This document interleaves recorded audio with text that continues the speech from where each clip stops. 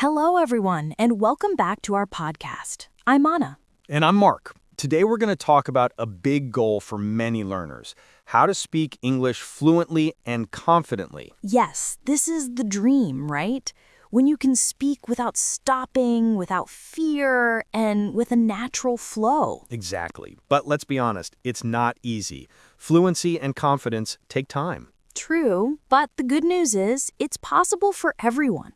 Even if you are shy, even if you make mistakes, you can still become fluent and confident. That's right. And today we'll share stories, practice some examples, and talk about ways to build confidence.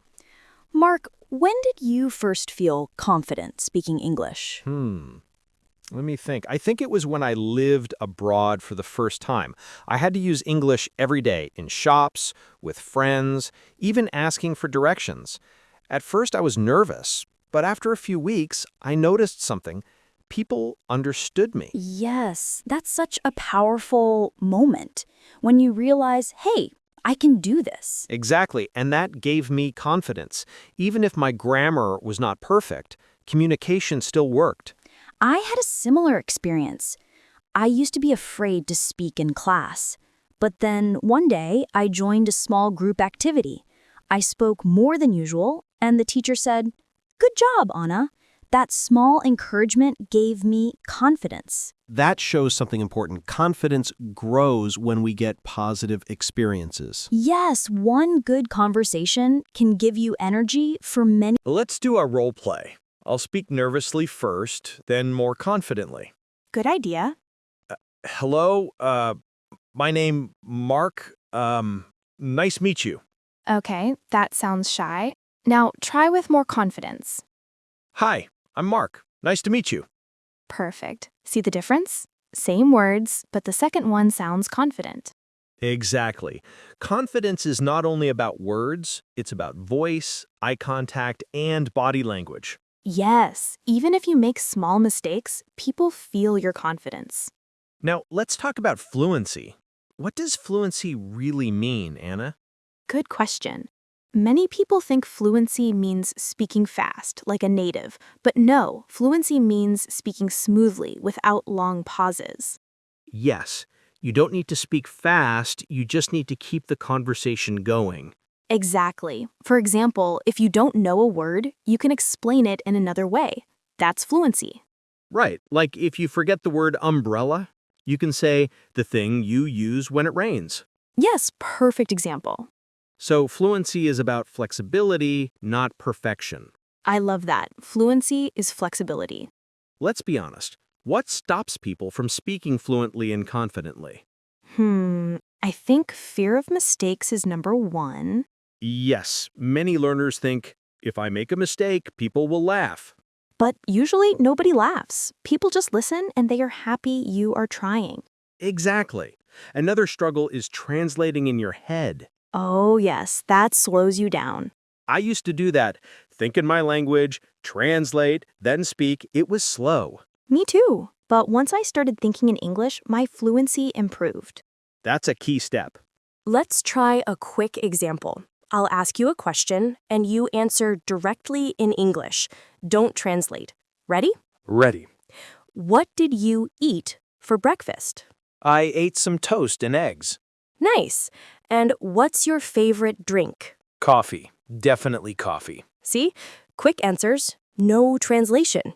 That's fluency practice. Yes. Short, simple, direct. Mark, have you ever felt embarrassed while speaking English? Oh, many times. One time I mixed up kitchen and chicken. I said, I'm going to clean the chicken, but I meant kitchen. Everyone laughed. That's funny. Yes, but you know what? That moment made me less afraid. I thought, okay, I made a mistake, but it's fine. That's a great lesson.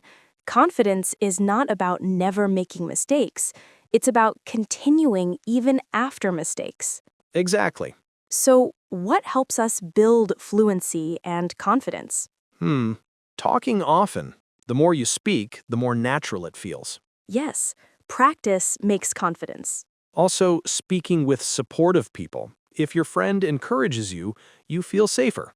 True. Another tip is to use simple words. Don't try to sound complicated. Exactly. Simple is clear, clear is confident.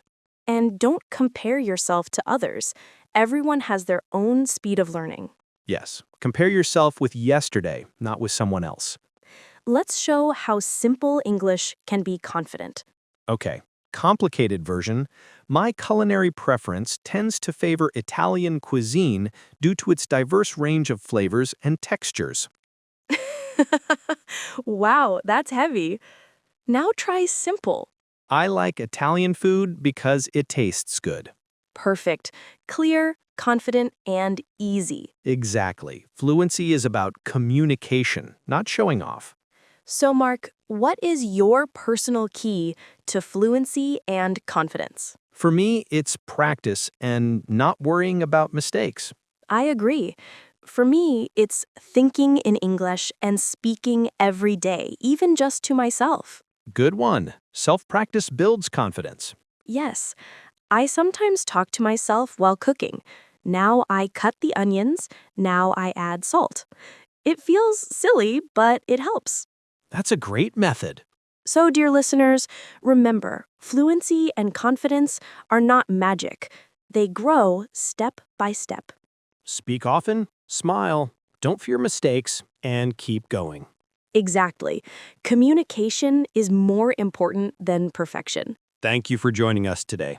Keep speaking, keep practicing, and soon you will be fluent and confident.